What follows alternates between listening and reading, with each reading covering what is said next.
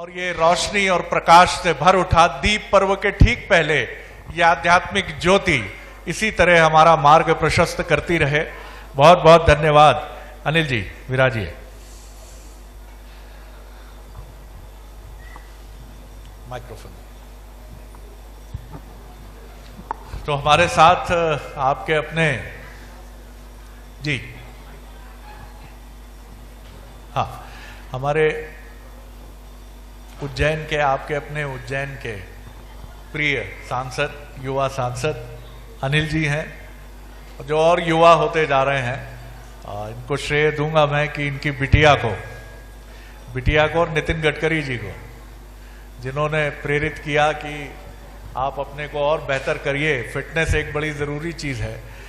अनिल जी, किस तरह देखते हैं आप ये जो एक बहुत महत्वपूर्ण पहल उज्जैन में, केदारनाथ, काशी और अब उज्जैनी, किस तरह आप देखते हैं? वास्तव में शरद जी ये एक बहुत अद्भुत कार्य है और मैं ये मानता हूँ कि ईश्वर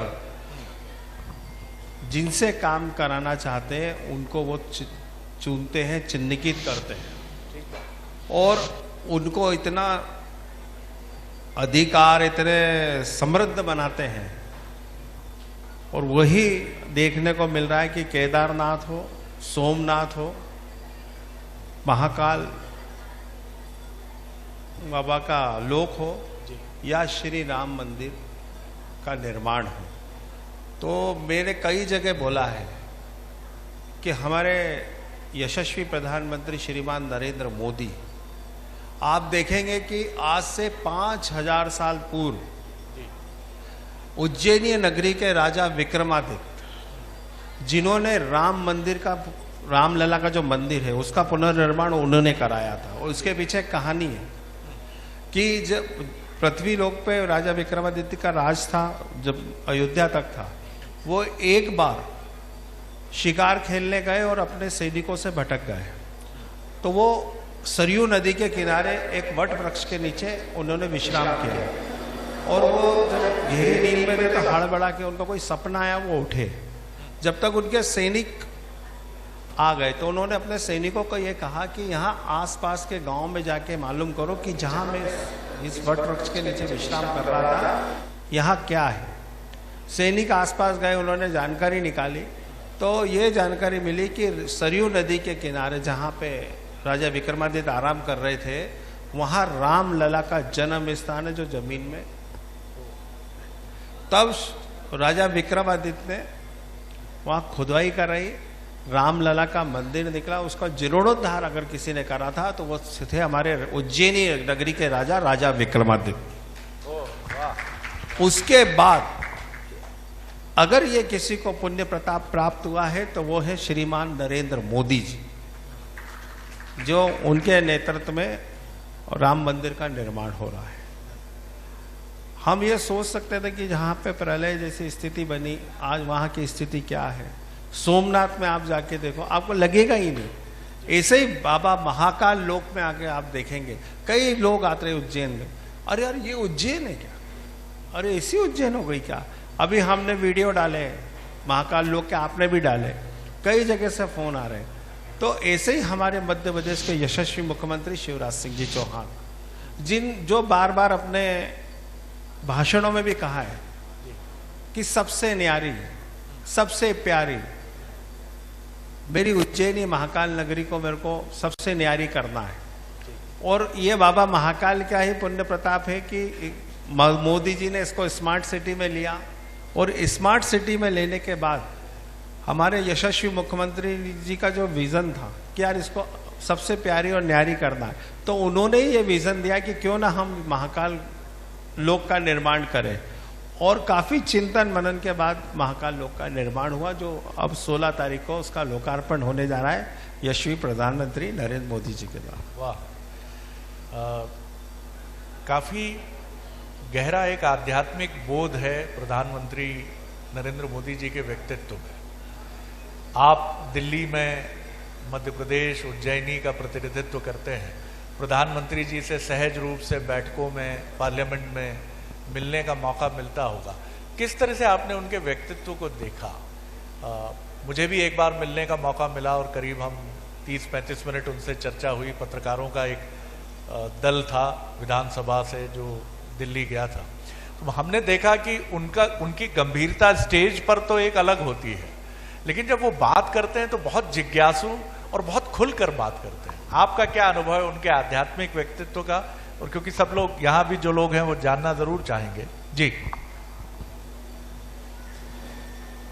आपने मेरे से ऐसे व्यक्तित्व के बारे में पूछा है कि दीपक से सूरज की रोशनी में तुलना करना, लेकिन वास्तव में माननीय मोदी जी बहुत ही आध्यात्मिक हैं, क्योंकि उन्होंने खुद ने तपस्या कर रखी है। हिमालय गए थे वो आध्यात्मिक, आपने मालूम होगा आपको।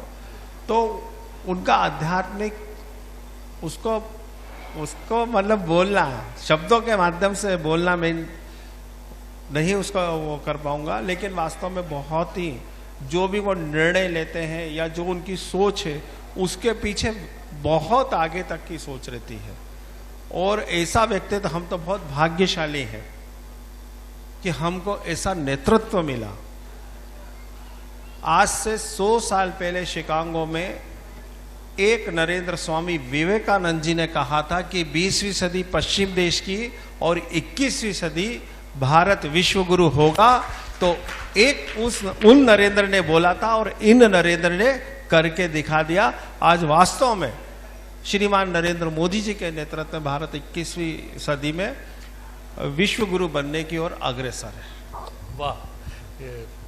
मध्य प्रदेश के मुख्यमंत्री शिवराज जी भी एक अलग छवि के साथ सामने आते हैं, जो बहुत बच्चों के मामा हैं, महिलाओं के प्रिय भाई हैं वो। और शिव जैसा उनका शिवराज जी, शिव तत्व भी है, सरलता भी बहुत है, कठोर भी होते हैं, लेकिन उनका जो मृदुल तत्व है वो उनके व्यक्तित्व पर हमेशा प्रबल दिखता है। किस तरह आप देखते हैं खासतौर से 2016 में महाकाल कॉरिडोर या परिसर के लिए इसके भव्य स्वरूप के निर्माण की रूपरेखा उनके समय में बनी, ऐसा बीजेपी का दावा भी है, कहना भी है।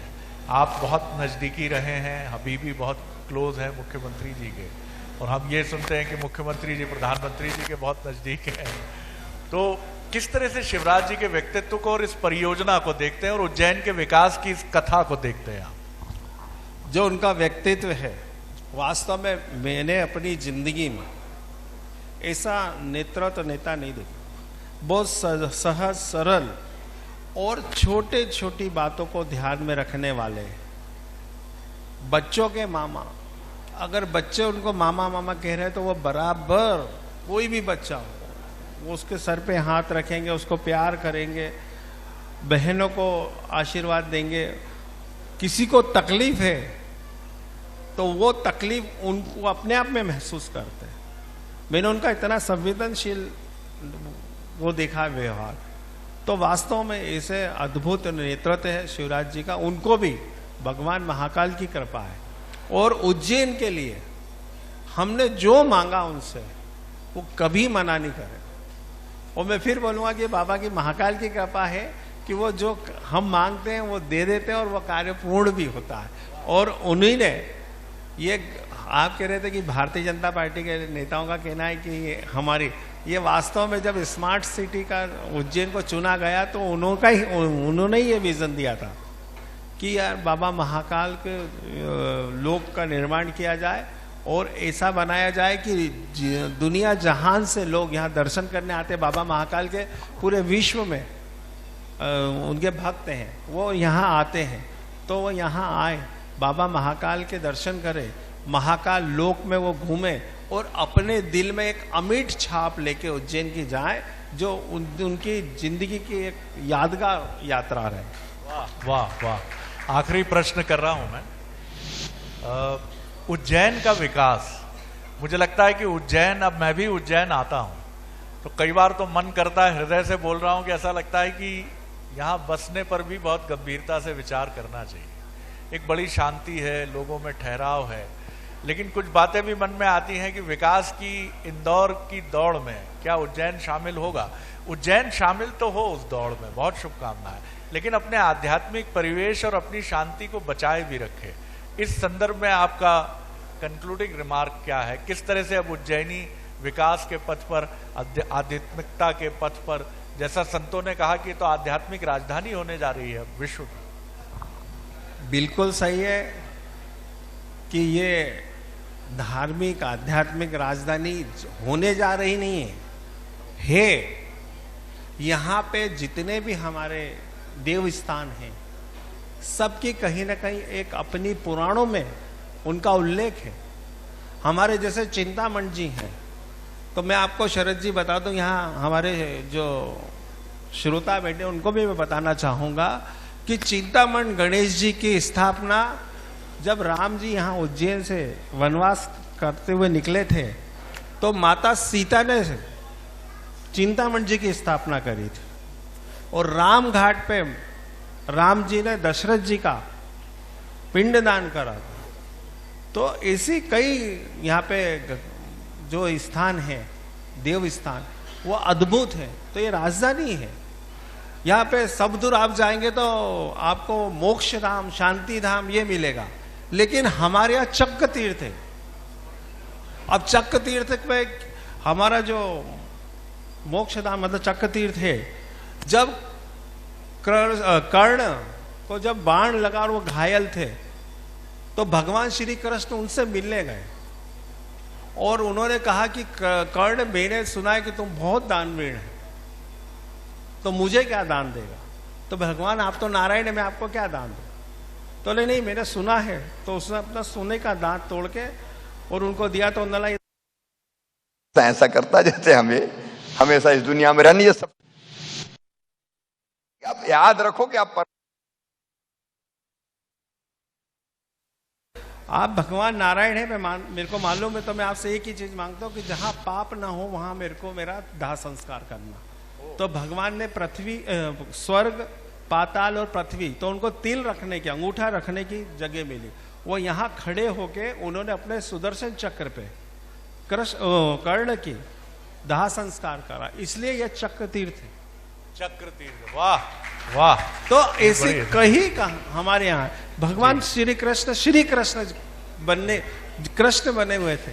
जब वो यहाँ आए 68 दिन उनने यहाँ पे विद्या अध्ययन करा, तो श्री कृष्ण बन के यहाँ से, वो श्री कृष्ण उज्जैन से ही बने। तो ऐसी कहीं हमारा, तो ये राजधानी बनने नहीं जा रही, ये राजधानी है। बहुत धन्यवाद। और मुझे लगता है कि ये जो 11 अक्टूबर के पहले के कुछ दिन हैं, तो मैं आपको आश्वस्त करता हूं कि उज्जैन की वैभव गाथा बंसल न्यूज पर आप निरंतर देखेंगे। ऐसी अनेक गाथाएं जो उज्जैन से जुड़ी हैं, चक्र तीर्थ से जुड़ी जो गाथा हमने अभी सुनी, कर्ण और श्री कृष्ण से जुड़ी एक अद्भुत गाथा हमने सुनी, हम इसको बराबर प्रस्तुत करेंगे। मैं बहुत धन्यवाद करता हूं अनिल जी, आपकी सक्रियता, आपकी ऊर्जा को प्रणाम करता हूं। आग्रह करूंगा कि हम स्वागत करें स्मृति चिन्ह के साथ। मनोज जी, संतोष जी आप भी आइए, और हमारे पीयूष पारे जी भी आए, हमारे साथी देवास से हमारे शुक्ला जी भी आए, अमिताभ शुक्ला जी आइए। मुझे सूत्रधार की भूमिका में रहने दें मेरे जी। बहुत बहुत धन्यवाद। बहुत संक्षिप्त सूचना पर इतनी महत्वपूर्ण जानकारी और उपस्थिति के साथ अनिल जी हमारे बीच में रहे। बहुत धन्यवाद। आप सभी का बहुत धन्यवाद कि